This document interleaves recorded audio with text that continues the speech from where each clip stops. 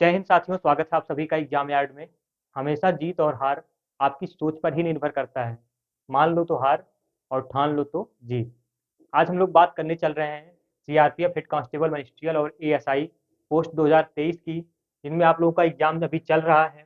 और एग्जाम प्रक्रिया जो फर्स्ट स्टेज है वो शुरू हो चुका है। और बहुत से स्टूडेंट के द्वारा जो मिलने पर ये पता चल रहा है कि एग्जाम का लेवल, जो रिटन एग्जाम चल रहा है उसका लेवल कैसा आ रहा है, कि कौन से सब्जेक्ट में ज़्यादा मतलब प्रॉब्लम हो रही है और कौन से सब्जेक्ट में थोड़ा सा कम प्रॉब्लम है। ये सब चीज़ों के बारे में जानकारी आज आप लोगों को देने जा रहा हूँ।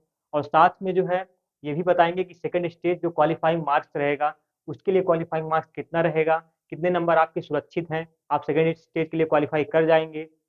और साथ में ये भी बात करेंगे कि फाइनल कट ऑफ कितनी जाएगी, मतलब किस बेस पे आपको तैयारी करनी चाहिए फाइनल कट ऑफ के लिए। और ये भी देखने वाली बात होगी कि इसमें जो प्रोसेस है, चयन प्रक्रिया है, और साथ में सेकंड स्टेज के लिए जो आपका सेकंड स्टेज में टाइपिंग होगा, और टाइपिंग के लिए आपको क्या क्या चीज़ें करनी पड़ेगी, ये सब चीज़ों के लिए आपको बहुत ही बेहतर तरीके से इसमें बताया जाएगा। आप लोग वीडियो के अंत तक बने रहिएगा।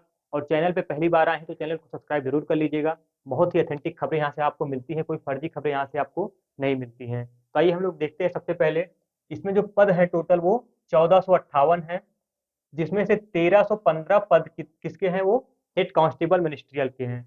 और 143 आपके एएसआई के हैं, ठीक है। जो कि ये वैकेंसी आई हुई है इतने पदों पर। इसकी जो चयन प्रक्रिया है, चयन प्रक्रिया के बारे में सबसे पहले आपको जानकारी होनी चाहिए कि सबसे पहले इसमें सीबीटी होगा, मतलब कंप्यूटर बेस्ड टेस्ट होगा इसमें। और उसके बाद जो कि अभी प्रेजेंट टाइम में चल रहा है। और उसके बाद सेकंड स्टेज जो होगा वो स्किल टेस्ट होगा। स्किल टेस्ट का मतलब टाइपिंग टेस्ट। और उसके बाद पीएचटी एंड डीबी, मतलब फिजिकल और डॉक्यूमेंट वेरिफिकेशन आपके थर्ड स्टेज में होंगे, फिजिकल टेस्ट। और उसके बाद आपका मेडिकल एग्जामिनेशन, जो इसका नेक्स्ट प्रोसेस होगा वो चयन प्रक्रिया का, वो मेडिकल एग्जामिनेशन होगा, जिसमें डीएमई और आरएमई होता है। डीएमई का मतलब होता है डिटेल्ड मेडिकल एग्जामिनेशन, और आरएमई का मतलब होता है रिव्यू मेडिकल एग्जामिनेशन, ठीक है। तो इस तरीके से आपको इन सब प्रक्रियाओं से गुजरना पड़ेगा पूरे मतलब एग्जाम प्रक्रिया के तहत, चयन प्रक्रिया के तहत। तो सबसे पहले जो आपकी लिखित परीक्षा हो रही है वो 22 फरवरी से 21 मार्च तक ये चलने वाली है। तो आपको पता है कि आज लगभग 24 तारीख है। आज 24 तारीख है और 2-3 दिन बीत चुका है एग्जाम का। तो बहुत सारे स्टूडेंट्स से मैंने बात किया, और अलग अलग तरीकों से न्यूज के जरिए मैंने सब चीज़ों को देखा कि कैसे इस पेपर का लेवल कैसा आ रहा है। और बहुत मतलब काफ़ी हद तक स्टूडेंट से मैंने बात की हुई है। ऐसा नहीं केवल अपने आप से ही आंकड़े बता रहा हूँ। तो इसके जो पेपर है एग्जाम, पहले 22 फरवरी से 28 फरवरी तक था, लेकिन बाद में इसको किसी कारणों से 22 फरवरी से 11 मार्च तक संचालित कर दिया गया। तो इसमें जो पेपर का लेवल आ रहा है, पेपर का लेवल में आपको पता है कि हिंदी या इंग्लिश इसमें ऑप्शनल है।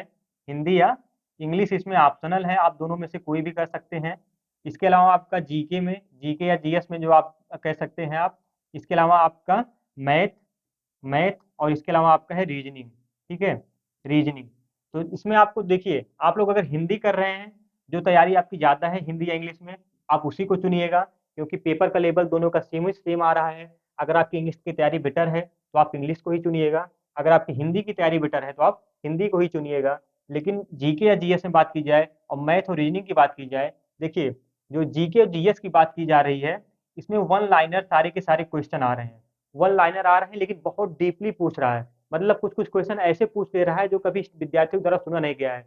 वैसे जीएस तो जो है अथाह होता है, समुद्र होता है एक तरीके से। आप कितनी भी तैयारी कर लीजिए, आपको बराबर पढ़ते रहना ही पड़ता है जीएस में।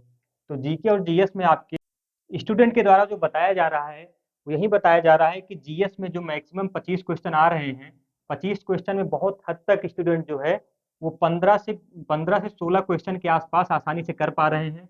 उसके बाद जो उनका क्वेश्चन हो रहा है वो बहुत हार्ड ही हो रहा है, मतलब 10 क्वेश्चन आप मान के चलिए कि नहीं ही कर पा रहे हैं जीएस में। जिनका जीएस बहुत अच्छे लेवल का तैयार है, उनके भी जो है 15-16 क्वेश्चन से ज़्यादा नहीं हो पा रहे हैं, एक दो क्वेश्चन भले ही ज़्यादा हो जा रहे हों। इसके बाद बात की जाए हिंदी की, तो हिंदी का जो लेवल है वो एक तरीके से सामान्य ही है। लेकिन ये बात ये है कि किसी किसी में संधि ना पूछ रहा है, ना समास पूछ रहा है, ना अलंकार पूछ रहा है, ना रस छंद पूछ रहा है, सीधे सीधे वाक्य विन्यास पूछ ले रहा है, या किसी किसी मुहावरे ज्यादा पूछ ले रहा है, लोकोक्तियां ज्यादा पूछ ले रहा है। तो किसी किसी में जो है मतलब किसी पार्ट से ज्यादा क्वेश्चन उठा के पूछ ले रहा है। तो इस तरीके से हिंदी में जो है हर शिफ्ट में कुछ अलग अलग तरीके से क्वेश्चन पूछे जा रहे हैं, एक ही तरीके के क्वेश्चन नहीं पूछे जा रहे हैं। और बाकी मैथ की बात की जाए तो मैथ आपका इजी टू मॉडरेट आ रहा है।